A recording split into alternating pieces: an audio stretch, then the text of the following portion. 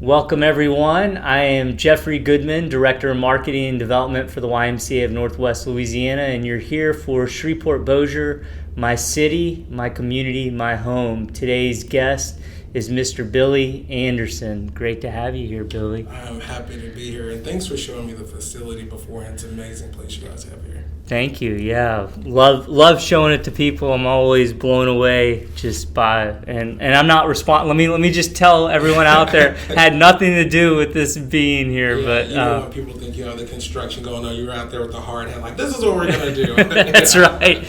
No, we got really fortunate to have this. In fact, I was speaking to a group earlier this week and just reminded them that this all happened because of a very large donation from BHP, and just we should be aware that we're really fortunate to have a place of this magnitude, and that is this nice. Yes, for sure. Well, let's hop in. Yeah, let's get started. I'm excited. Awesome. All right, Billy. Well, my first question is, you are greatly involved in our community. I probably won't hit everything, but I want to list Cool. some of the organizations with whom you work. You are the executive director of the Shreveport-Bossier African American Chamber of Commerce, board member of the Highland Area Partnership, River Revel, SocialGoats Inc, and a member of the New Leaders Council. And this past week, you were the parade chairman of the area's inaugural Juneteenth Parade. Let's start by providing some background. You're a Shreveport-Bossier native. Where in the area did you grow up, and where all did you go to school? Yes, so cool. So I am a Shreveport-Bossier native. I really claim Shreveport because that's my heart. It goes God, family, Shreveport. I grew up in the Pinesboro, Moortown neighborhood. West Shreveport is where my home is. And elementary school, I went to Claiborne. Then I went to Erie Drive, and then I graduated from the city of Byrd. So definitely love the Shreveport. And then currently, I know you read over a couple of things that I do. Currently, I'm actually the Northern Louisiana organizer for the Power Coalition for Equity and Justice. I did enjoy my time being executive director of the chamber, and I still work with them. I'm on the board, and we do things together throughout the year. And tell me a little bit about the Power Coalition. Yeah, the Power Coalition. So the Power Coalition for Equity and Justice, it's a nonprofit that fights for equity and justice for people of color all throughout the state of Louisiana. We work on different initiatives like redistricting, getting out the vote, and just really protecting women's rights when it comes to workplace fairness throughout the state. And then you told me you were also, off camera, part of the Democratic Party statewide. Yes, so last year during the pandemic, I was elected to be vice president of Young Dems of Louisiana. So that's basically promoting the Democratic message throughout the state and getting young people registered and active in government and politics. Great. And so my next question is, why do you care so much about this community? Yes, so I hear a lot of people saying that Shreveport, there's nothing to do here. And I go to other places, I'm like, well, there's everything to do here. So I really care about the community because I want to bring those smiles back to Shreveport. I want people to feel happy about being here, living here, and playing here. And so that's why I do. It's from the heart. So every time I do an event or I do a program, I want people to be able to come out, not pay anything out of their pockets, and really enjoy it and have a good time and say, man, I had a great time in my city and I get to rest at home tonight. So that's pretty much why I do, and I love Shreveport. Awesome. Well, I know you said this may be past tense a little bit, but let's talk about the African American Chamber of Commerce. I read that the organization's vision is to lead the charge for advocacy, entrepreneurship, and economic empowerment. Talk to me about this vision and some of the ways that the African American Chamber of Commerce impacts our community. Yeah, so as a board member for the chamber now, we impact the community through different programs and basically advocating on a state and city level for African American businesses and minority businesses. Last year, I got a chance to do Shreveport-Bossier Black Restaurant Week. It was the first time we've ever done that. It's something they do in other major cities throughout the country, and I was able to create that and promote those black restaurants who had suffered during the pandemic. I mean, we had restaurants that were near closing, but fortunately, fortunately, we were able to have enough restaurants to pivot and change their business style to survive during the pandemic. So I was able to create that, and we produced that amazing event.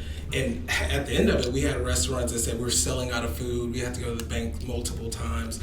Different things like that the chamber does. We also do different boot camps throughout the year that gives business owners information on how to run their business. What do you do if you need money to support your business? How do you get government contracts? All those things really support small businesses maintain and grow throughout the years. And where's the chamber? Where's it meet? Where's it headquartered? So for the longest, we've had an office on Milam Street, but thank you to the City Council and the Mayor's Administration, we actually just got a new building called the Juella White House, and it's going to be a multi-level building. We're able to have a small business incubator and help out other minority businesses. And does the chamber meet every month? Does it meet bi-monthly? Yes, so the chamber is consistent of about 140 businesses, and they meet every quarter. Last week during the Juneteenth celebration, we had our annual meeting where actually the Power Coalition was awarded an award for impact, for basically having an impact on the community over the years. And the Power Coalition, is the Power Coalition a city coalition, a state coalition, a national coalition? So the Power Coalition is the state coalition. We work with nonprofit and advocacy organizations all over the state. So when there's certain issues that arise around that affect equity and justice for people of color and minorities, we work with those organizations to help fight that injustice. Okay. All right. So you obviously believe in a better Shreveport-Bossier.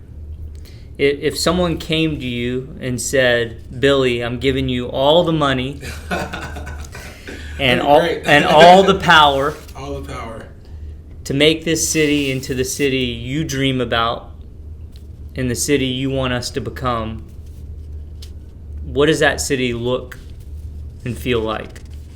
So it would definitely be a city that's very progressive, meaning that everything we're doing, we're trying to build a better Shreveport and not stay stagnant on how we did things in the past.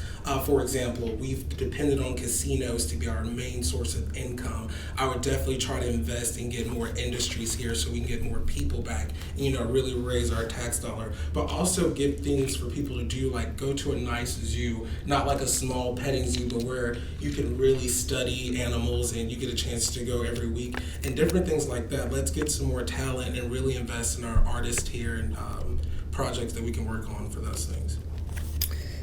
And it's inspiring to see someone like you working so hard to give back to our community. How do we create more people like you that believe in Shreveport-Bossier?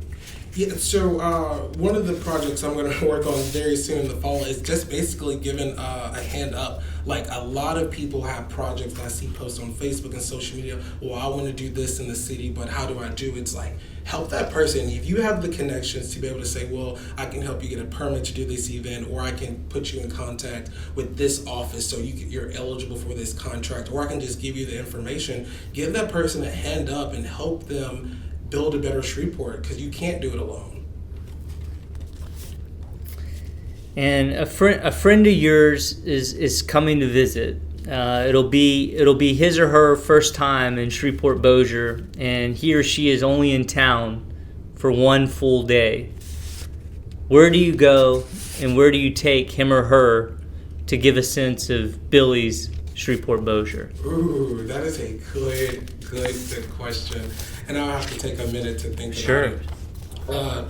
It all depends on the day, really, because there's always something to do in Shreveport. But particularly, I would, hopefully they're coming on a weekend.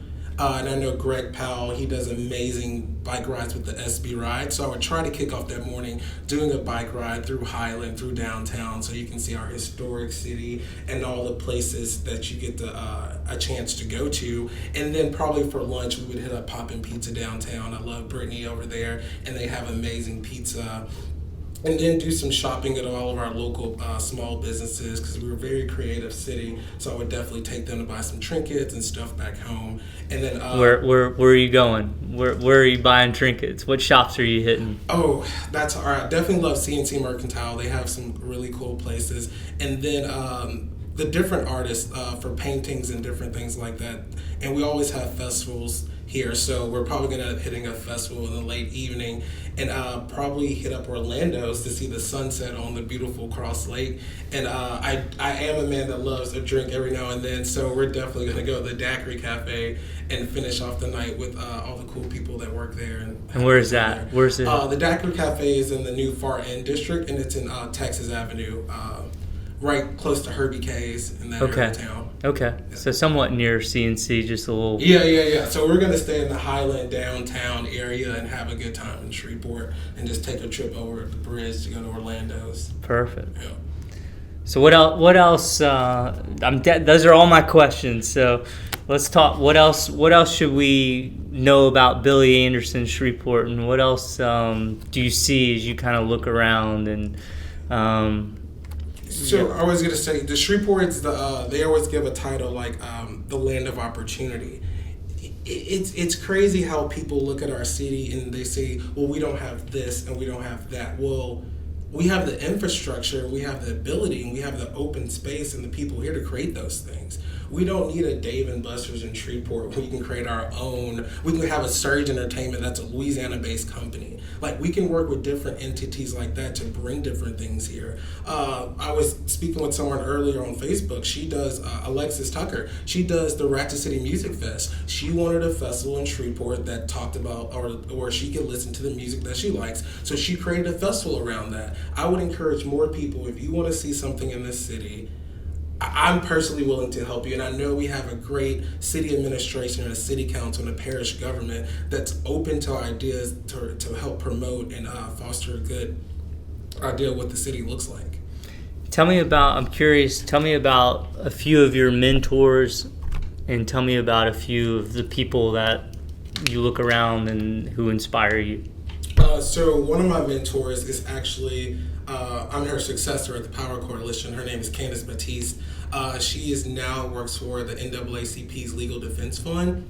She actually got me involved in volunteering and being a community servant. So before I actually started working for the Power Coalition, I volunteered with the Power Coalition on different things like the unanimous jury, which now, in order to be convicted of a felony charge, you have to have a unanimous jury in order to make that happen. And she also got me involved in different things like She Leads, which teaches women to be better organizers and better leaders in their community. So she is one of my mentors, and of course my mom. She worked 3 jobs sometimes growing up, and anything I needed for school, whether it was a trip or I needed a book, I knew that if I asked for it, she would make a way to get it.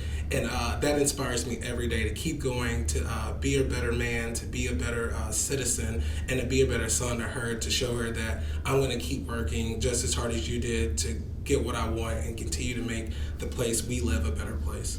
And what about just other people in the community that inspire you? You just sort of look around and say, that person really stimulates me, the kind of work they're doing or the way they lead their life. Yes, so I really admire the mayor.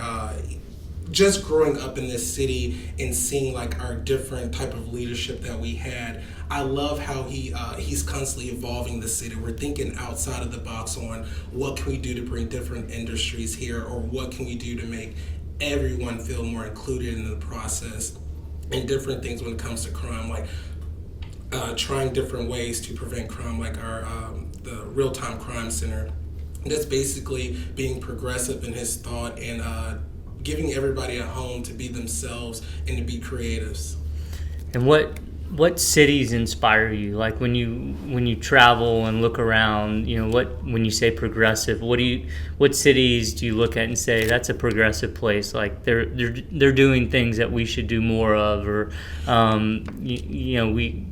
that's a stimulating place. Or so my sister lived in Seattle. I love Seattle because it's a very you go there and you see all these large corporations like thinking Microsoft and Google and Apple and different places like that, but you also have several small businesses that are owned by women and people of color that you can walk down the street and go to 10 different small owned businesses, and then just their different legislation to help people become better at what they're doing, and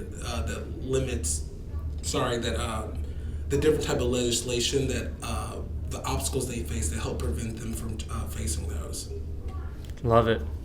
Anything else you want to say to folks out there? Such a treat to have you here. Such a treat to know you're out there doing everything you're doing. I admire you, and I wish we had about a million Billy Andersons here. I do. Then we have a great population, and we can do amazing things here. That's right. But pretty much, I enjoyed doing this interview today. I love doing things for my city, and I would just say, if you want to do anything in the city, I am open ears to help. I know several other people who would be willing to partner with you and work with you to do those things. So I just encourage, if you're a citizen of Shreveport, make the dream happen. There's people here that are willing to help you. Love it. Thanks, Billy. Appreciate you making the time. Thank you. Absolutely.